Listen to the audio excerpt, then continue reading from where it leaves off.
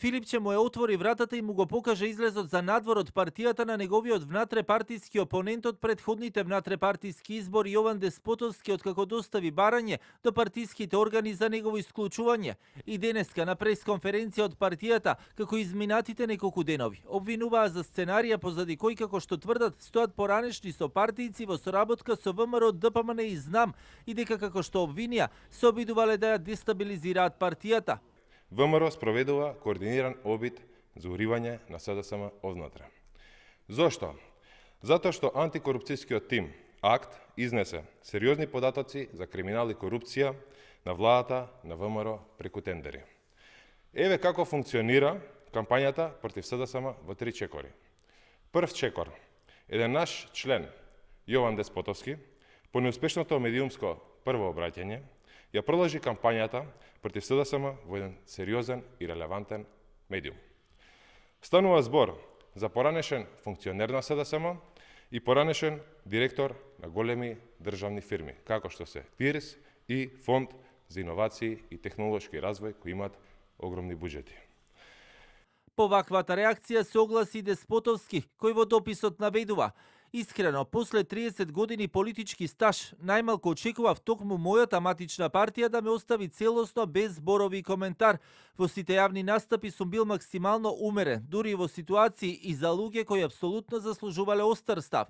Ако таа умереност сега станува закана за актуелниот партиски врв, тогаш СДСМ има многу поголем проблем отколку што мислиме. СДСМ имала и ќе имаат многу поголеми личности од актуелниот претседател и никој од нив не се ставил над партијата, над нашето семејство. Тоа не е СДСМ, ниту некогаш ќе биде. Венко, со една одлука не можеш ниту ќе дозволам да избришеш 30 години работа, љубов, стаж, стои во реакцијата на Деспотовски.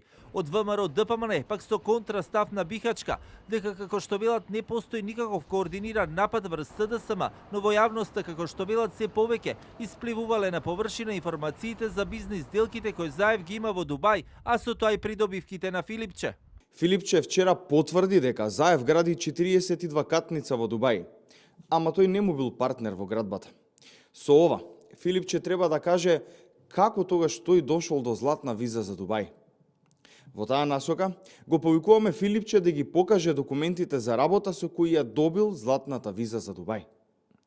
Доколку Филипче на вистина бил на работа во Дубај, договарал работа во некоја болница или што и да има измислено за оваа лага, бидејќи веќе ни тој самиот не се сеќава, нема да му биде проблем да ги покаже документите.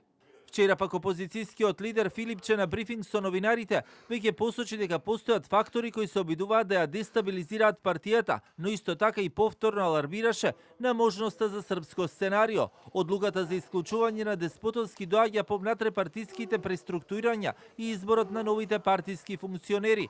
Токму Деспотовски беше еден од против кандидатите на Филипче на предпоследните внатрепартиски избори.